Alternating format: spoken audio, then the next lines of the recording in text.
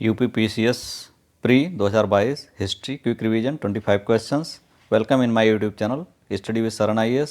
Question number 1, NEFA नेफा को बाद में किस राज्य के साथ समीकृत किया गया? पहला ऑप्शन है त्रिपुरा, मणिपुर, अरुणाचल प्रदेश, सिक्किम।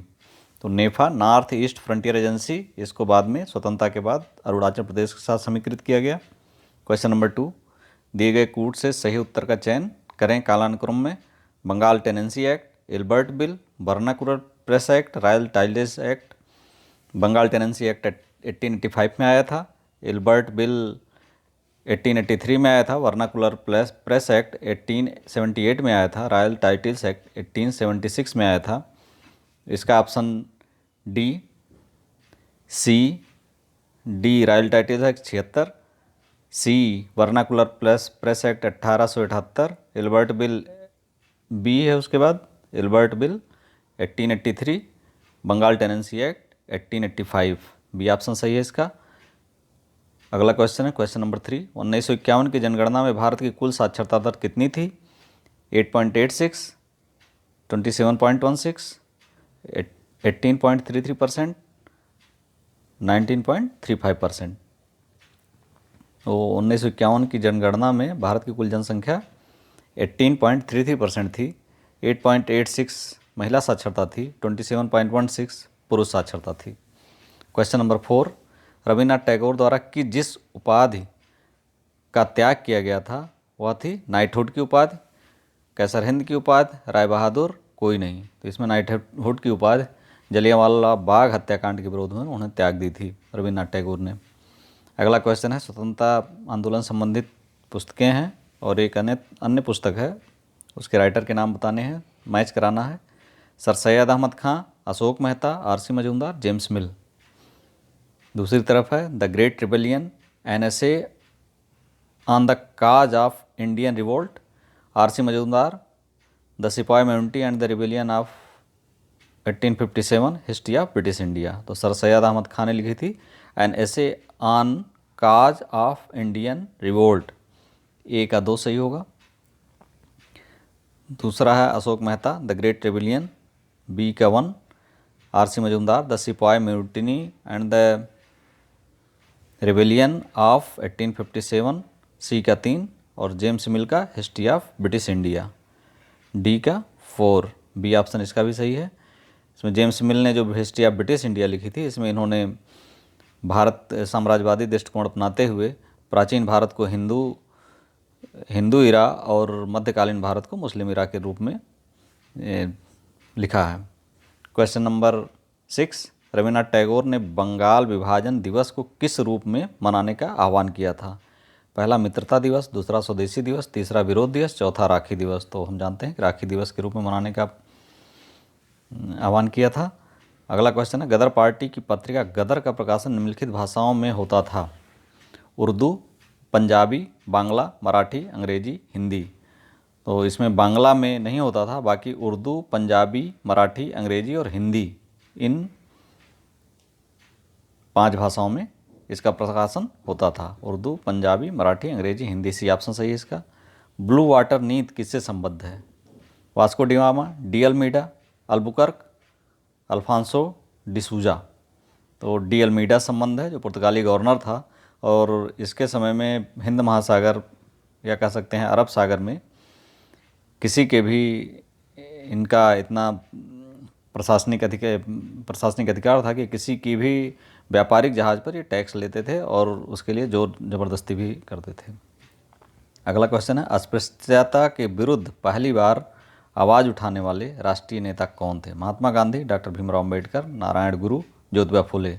अस्पृश्यता के विरुद्ध पहली बार आवाज़ उठाने वाले नेता थे ज्योतिबा फुले, डी ऑप्शन सही है। क्वेश्चन नंबर 11, पुर्तगाली नियंत्रण से गोवा कब मुक्त हुआ? 1942, 1947, 1950, 1961।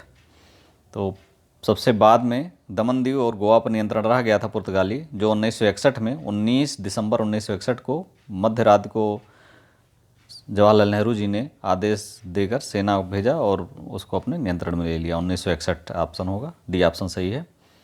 अगला क्वेश्चन है दादा भाई नौरोजी किस स्थान से ब्रिटिश संसद के सदस्य चुने गए थे? फिन्सबरी, लंदन, लिवरपूल, कोई नहीं। तो फिन्सबरी से चुने गए थे 1892 में उदारवादी दल की ओर से। इसके अलावा वो 1886, 1893 और 1906 में कुल 3 बार कांग्रेस के अध्यक्ष भी चुने गए थे। इनकी एक गुजराती पत्रिका थी राफ्त गोफ्तार। अगला क्वेश्चन नंबर 13, महात्मा गांधी से संबंधित पुस्तकें पत्र पत्रिकाएं नीचे दी हुई हैं, उनमें कौन नहीं है ये आपको देखना है।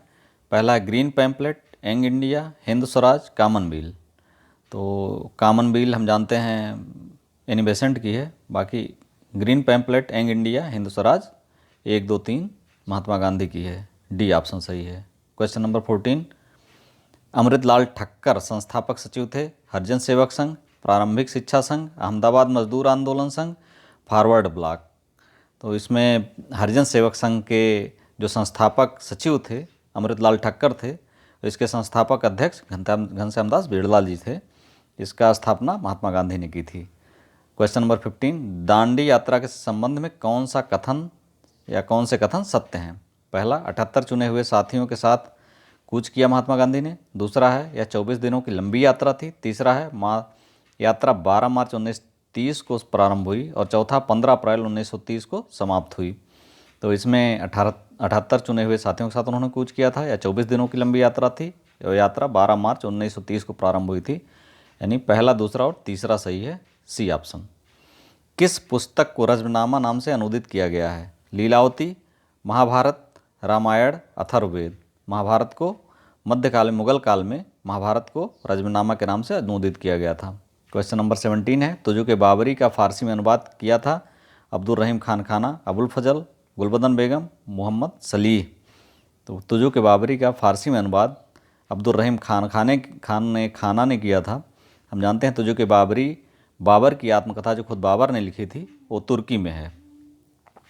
अगला क्वेश्चन है क्वेश्चन नंबर 18, आगरा और फतेहपुर सीकरी दोनों लंदन से बड़े हैं, यह वक्तव्य किसका है। Vernier, मनुची, राल्फिच, Hawkins. ये राल्फिच का कथन है जो अकबर के समय में आया था। उसने कहा था आगरा एवं फतेहपुर सीकरी दोनों लंदन से बड़े हैं। क्वेश्चन नंबर 19, हल्दी घाटी का युद्ध कब हुआ था। 1572, 1576, 1580, 1578। हल्दी घाटी का युद्ध राणा प्रताप और अकबर के मध्य हुआ था, जिसमें अकबर की तरफ से मान सिंह ने भाग लिया था। राजस्थान में हल्दी घाटी नामक स्थान पे हुआ था 1576 ईस्वी में। ऑप्शन बी सही है। क्वेश्चन नंबर 20, दिल्ली सल्तनत के इतिहास में किस राजवंश ने सबसे लंबी अवधि तक शासन किया था। गुलाम वंश, खिलजी वंश, तुगलक वंश, लोधी वंश। गुलाम वंश का शासनकाल 1206 से 1290 84 वर्ष। खिलजी वंश का शासनकाल 1290 से 1320 30 वर्ष। तुगलक वंश का शासनकाल 1320 से 1414 94 वर्ष। और लोधी वंश का शासनकाल 1451 से 1526 75 वर्ष। अतः तुगलक वंश का शासन सबसे ज़्यादा था, 94 वर्ष का। ऑप्शन इसका सी सही है। सबसे पहले 4 आश्रमों का वर्णन आया है, यह उपनिषद है, 21 नंबर है। ईश, छांदोग्य, बृहदारण्यक, जाबालोपनिषद में सबसे पहले 4 आश्रमों का वर्णन आया है। क्वेश्चन नंबर 22, तीर्थंकर महावीर स्वामी के जन्म हुआ था पावा में, कुंडग्राम में, वैशाली में, श्रावस्ती में। तो तीर्थंकर महावीर स्वामी का जन्म कुंडग्राम में हुआ था। क्वेश्चन नंबर 23, सेल्यूकस की पुत्री जो चंद्रगुप्त मौर्य की पत्नी थी का क्या नाम था। कुमार देवी, दत्ता देवी, कारुआकी, हेलन। इसका सेल्यूकस की पुत्री जो चंद्रगुप्त मौर्य की पत्नी थी, हेलन नाम था। 304 और 305 ईस्वी के बीच में, ईसा पूर्व के बीच में सेल्यूकस और चंद्रगुप्त के युद्ध के फलस्वरूप सेल्यूकस की पराजय जो हुई, और उसके फलस्वरूप सेल्यूकस ने अपनी पुत्री का विवाह चंद्रगुप्त मौर्य से किया था। क्वेश्चन नंबर 24, बिम कटफिसिस के सिक्कों पर किस हिंदू देवता का अंकन किया गया है। शिव, विष्णु, कुबेर, गणेश। बिम कटफिसिस के सिक्कों पर शिव का अंकन किया गया। हम जानते हैं कि इंडो ग्रीक शासक जो बाद में आए भारत में, उन्होंने यहाँ की संस्कृति को अपना लिया और यहाँ के देवी देवताओं को अपने सिक्कों पर अंकित किया। अगला क्वेश्चन नंबर 24, ह्वेनसांग के नालंदा आगमन पर वहाँ के किस विद्वान ने उसका स्वागत किया। आतिश, दीपांकर, रक्षित, शीलभद्र। तो ह्वेनसांग के नालंदा आगमन पर शीलभद्र ने ह्वेनसांग का स्वागत किया। उस समय ये वहाँ के प्राचार्य थे। वीडियो अच्छा लगा हो तो like, subscribe and share. Thank you for watching.